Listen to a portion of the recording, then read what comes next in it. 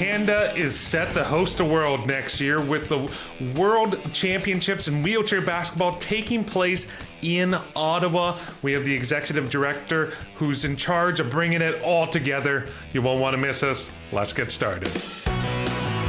Welcome to Parasport Nation with Alex Smyth and Nathan Clement.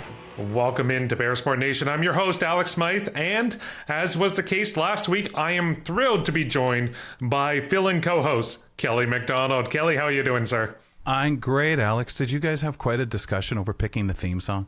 You ever talk about that? Oh, Of course. We had a full-on list of songs. We spent probably a solid week compiling different tracks that we could listen to, and I wanted it to be rock in some way, shape, or form. This is the first time I've had a true say in the soundtrack at the beginning. I chose rock. We went with rock. It was great. So, why? Do you have notes, Kelly? Is that it? Is that why you bring it up? Oh, no. It fits like a glove. Oh, okay. It fits like a glove because you get to do your tee up and then the music comes in. But it's the fact that people never know the behind the scenes. And I'm always wondering how the choice was made and how long did it take? Wow. Good for you guys, though, having a few choices. But I have a feeling you were probably all on the same page. Well, you're always our number one choice, Kelly. If we need someone to come in, you're our number one choice. Just like when it comes to our top story of the episode before we get into the interview, because we talked last weekend about the changes taking place in Hockey Canada and how there was the whole shuffling of the coaching staff. Well, now we have some more clarity, and here is a post from Hockey Canada themselves. Boris Rybalka will take on the reins of Canada's Paralympic hockey team at the Milano Cortina 2026 Games, working alongside a pair of Team Canada alums, assistant coach Steve Arsenault and goaltending coach Dominic Larocque, as well as video and skills coach Dean Seymour. The little piece of information not in that post, friend of the program, Greg Westlake, and we can now officially confirm, Kelly, he's back on the team. He's back on the roster, coming out of retirement, dusting off that sled, hitting the ice with the boys as they prepare for Milano Cortina. Well, it's got to be the hardest thing because we know Greg did a lot of media work. We know him from that. We know him from his work on coverage of the sport for television because of the vast knowledge. And I think that battle must be so strong within to stay involved in some way, let alone, hey, I'm going to go back on the ice. Wow, what an addition to the roster. And again, we always talk, Alex, it's the experience, it's the voice. It doesn't necessarily mean the skill, because as we age, things change. We all know that.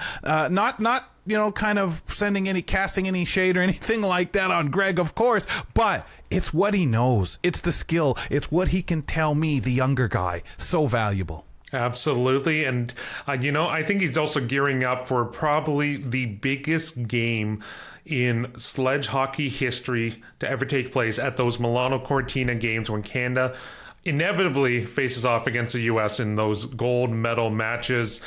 I'm keen to see it. I'm excited. It's going to be intense. I know I've already made that bold prediction. That's going to be the highest rated, most watched sledge hockey game ever when those two teams face off. I just predict it's going to be in the gold medal match. But predictions are for the future, Kelly, and we are here in the now. And that's why I wanted to bring on our guest for today's program, Cindy Burwell, who is the executive director for the Ottawa 2026 wheelchair basketball world championships taking place in Ottawa. We're talking a bit about the future, but also about the preparation that is going into planning for such a monumental competition that literally the world is going to descend on Ottawa. She had a lot to say. Here's my conversation with Cindy. Cindy, thank you so much for joining us today. My pleasure. Thanks for having me on.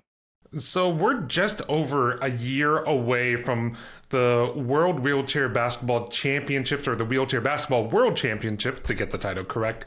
How are things going on your end? What is the stage of planning like now, 1 year out from that competition?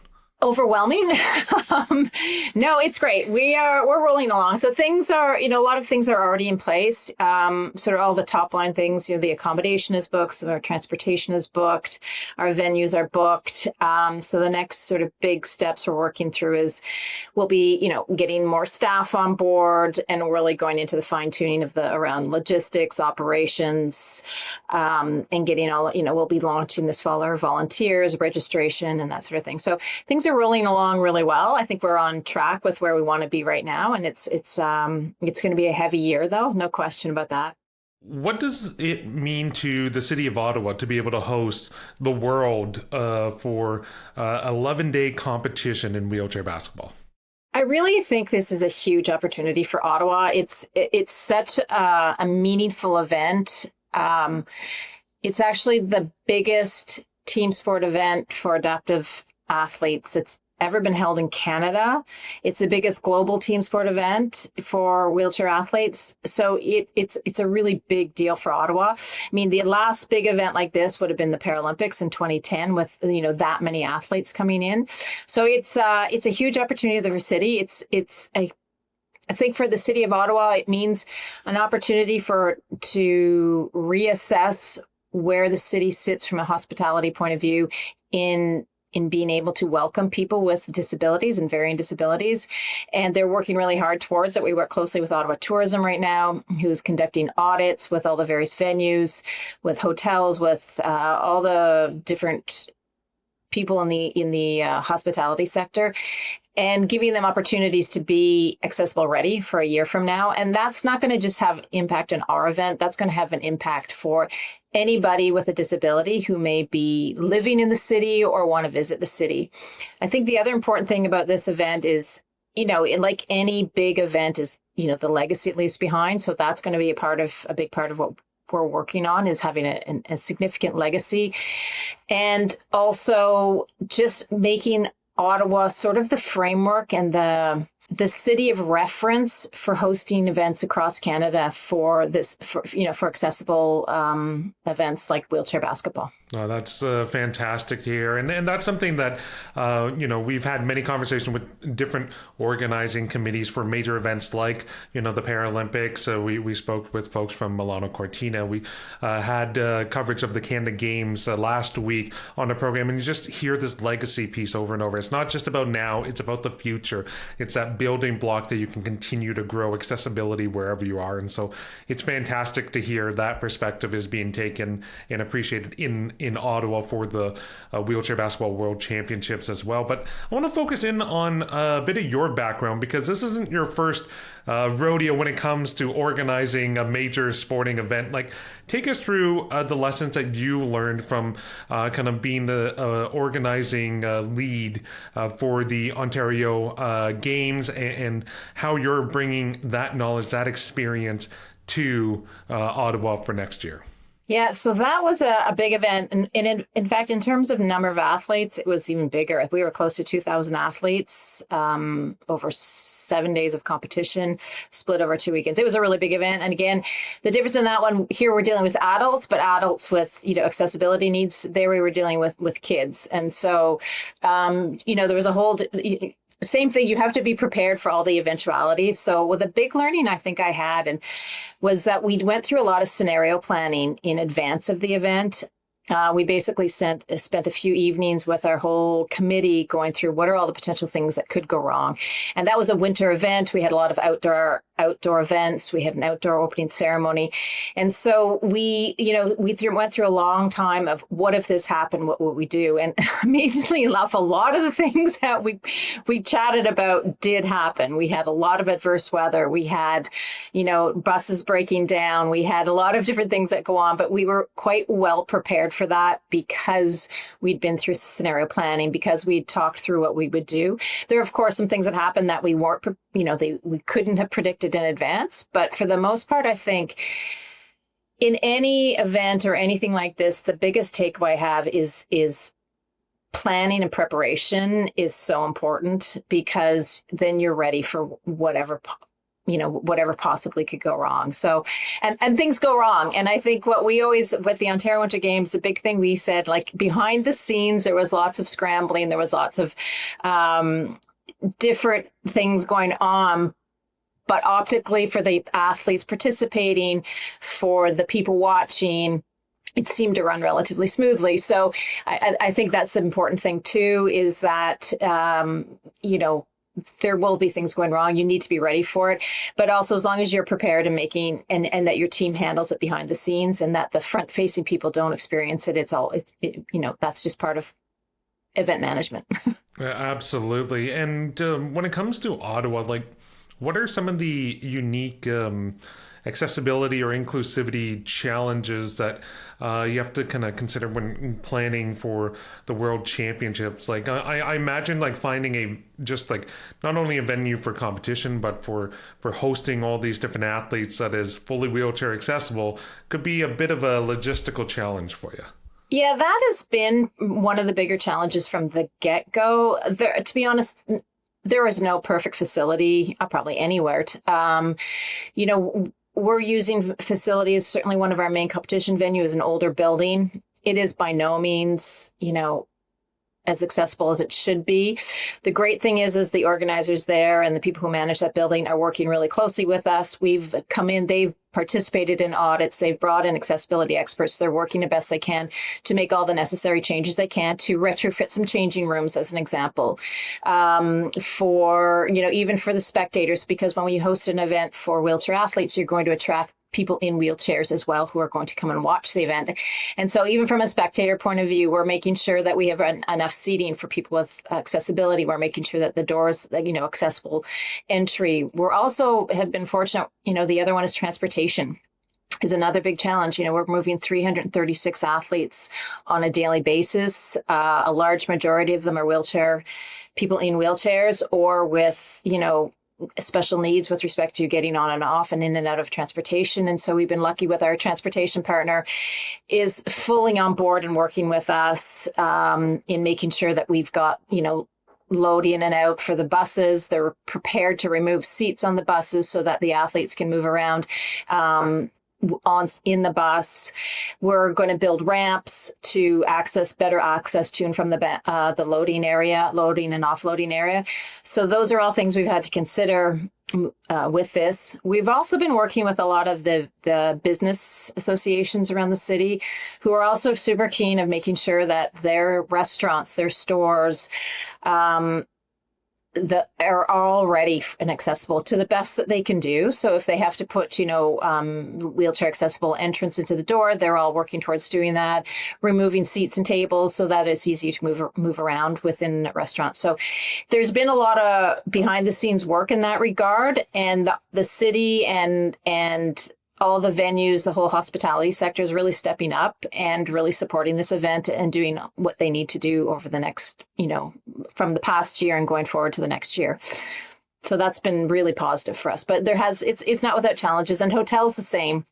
There's not enough accessible rooms for all the athletes, and so we've just had to make adaptations so that that they have the best experience possible while they're here. Oh, that's fantastic. And it's great to hear that there is that buy-in from the community around not just the venues and the ones directly impacted, but the restaurants and the different kind of hotels, as you say, is just working to make things as accessible, as inclusive, and just welcoming for the athletes as possible. So that's fantastic to hear. For yourself, why did you want to take this challenge on being the CEO of this World Championship? Just for clarity, executive director, my CEO would take offense to me taking her title. But, funny you asked that, because when I finished the Ontario Winter Games, I was like, never again. I'm not doing another big event. That's it. I had a solid year off after that and lots of time to work on some smaller projects. And I think this event is so important. It's such a great event for the city. I had, dabbled in working a little bit in the accessibility sector with the Ontario Winter Games because we did have some sports that were accessible sports. And so I have been through the process of doing visits and managing athletes with disability. I felt, honestly, it was an area that needed, we needed support. We needed work to make sure, we can host excellent events for people with disabilities. And it just was a challenge I was just ready to take on. It seemed like a great event. It's a big event for the city of Ottawa, and it's a great opportunity to be at the helm of this event. Yeah, sorry, I misspoke there. Yes, it is executive director. I don't want to steal any credit from anyone else who is in a vital position behind the scenes there. But another kind of element to kind of building up to this event is this September from the 22nd to 28th, it's Wheelchair Basketball Week, and there's a bunch of events and things to help kind of grow support awareness around the competition next year. Can you talk a bit about what's planned for Wheelchair Basketball Week and how that can help set the stage for when the World Championships take place next year? Yeah, absolutely. So that Wheelchair Basketball is an annual event. So Wheelchair Basketball Canada hosts Wheelchair Basketball Week every year. It's across Canada. It's really engaging all of our grassroots clubs and across the country to get them, actively working together so that we get a bigger communication bang about wheelchair basketball. We're inviting more people out to come and try wheelchair basketball. From the world, certainly this year, we'll be putting a big focus on Wheelchair Basketball Week of really talking about the Worlds, promoting the Worlds, getting as many people as possible in chairs to experience it for the first time or, for follow-up times, to try to grow the number of people who are aware and can experience wheelchair basketball. So that's a big part of the week. In Ottawa, one of the key events we're hosting specifically in advance of this event is we are hosting an event alongside Ottawa Tourism. Ottawa Tourism for the past year, as I mentioned, has been doing these accessibility audits with some of the venues and restaurants. And so together with them, we're going to host a workshop. We're bringing in some athletes and speakers. We're going to have a moderated panel. And we're inviting all the frontline staff in the hospitality sector, from the airports to the hotels to restaurants, stores across the city, even our volunteer network, to come to this event and hear and learn specifically from wheelchair basketball athletes who have competed around the globe in Paris last year, more recently in the 3-on-3 Wheelchair Basketball World Championships in South Africa, or any of the events that have been going on over the past year. So we're inviting our athletes to come. We want them to talk anecdotally about their experiences in other cities, what has been good, what has not been so good, what would they like to see for Ottawa, what are their expectations from the hospitality sector. So it'll be a really sort of fireside chat with our athletes and with the hospitality sector to really get them mentally prepared for the event, mentally prepared on customer service, to better understand what the expectations are, but also understanding too what other changes they may have to make from any kind of venue adaptation for the event. So that's a big event we're doing on the 23rd in Ottawa. Will be in person at the RA Centre. And then the rest of the week is just more of our normal Wheelchair Basketball Week events going across the city of Ottawa and, like I said, across Canada. And some of the things we're doing is some, ticket giveaways. We're going to be starting to promote our volunteerism during that week as well. That's fantastic. For yourself, what are you most looking forward to or most excited about when we get to the competition and that first game has that first tip off? What are you most excited about for that? I think I'm just I should just state, one of my big goals of the event is to have crowds in the event. I think we've seen a lot in the past of events for wheelchair athletes when you haven't had the same fan support as you may have for something like the World Junior Hockey, which, has sellout crowds. Our experience in Paris was it's achievable. You were 12,000 people in the stands every day for the wheelchair basketball events at the Paralympics.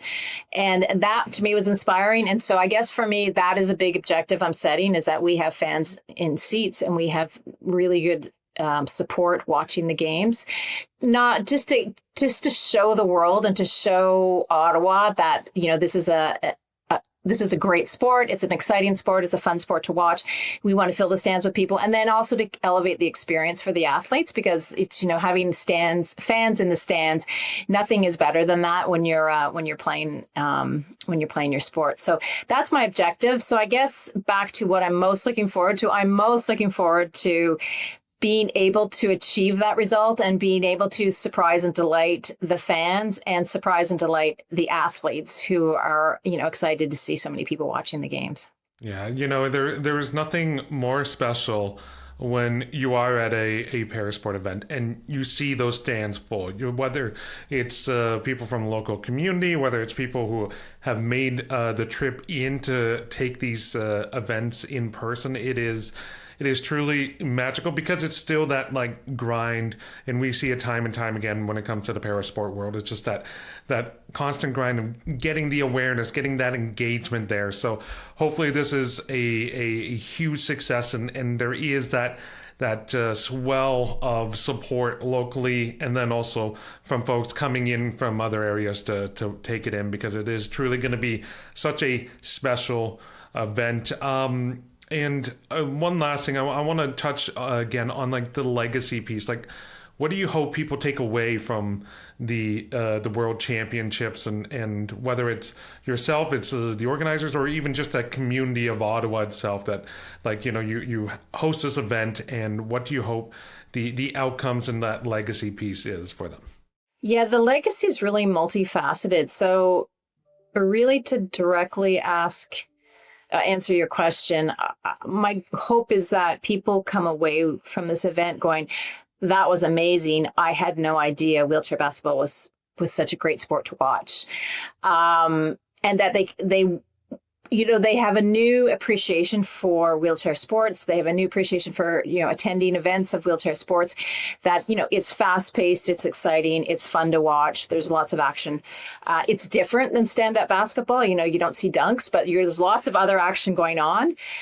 So my hope is that, and that people in general, whether it's wheelchair basketball or another adaptive sport, that people have a new appreciation for it and support for wheelchair athletes.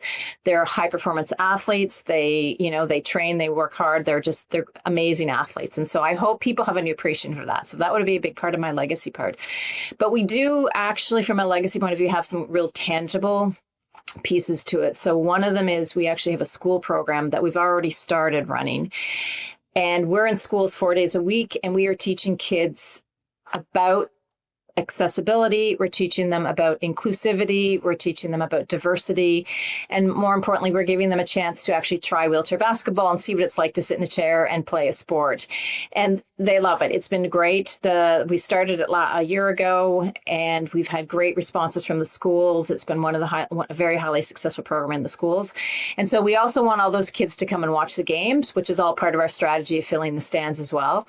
But we want those kids to experience it. Now that they've tried it in their gym class, we want them to be able to go to the venues and actually watch what a world-class athlete, what the sport looks like from that perspective. It's a whole new appreciation for the sport. And then our goal is, after the event, is that school program will continue on. We have invested in chairs, and we want to make sure that school program continues on. I mean, and if we had a perfect world, wheelchair basketball would be integrated in curriculum in schools across the board. I should also mention too, the other really nice thing about the wheelchair basketball program in schools is that it allows kids who have a disability, who don't always get to participate in gym class. It's an opportunity for them to participate in gym class with their peers, which they don't always get to do. So that's a great thing. We actually had a student come up to our school coordinator last year and said, "This was so great. I've never taken gym class before, and now I took gym class with all of my kids." So that's the type of uplifting message and feeling we want to get from the school program, and we hope it continues on. The other key tangible legacy piece is there's a shortage of courts, basketball courts in the city of Ottawa, which was one of our big operational challenges coming into this event. Is in addition to the 2 competition courts, we also need 4 practice courts.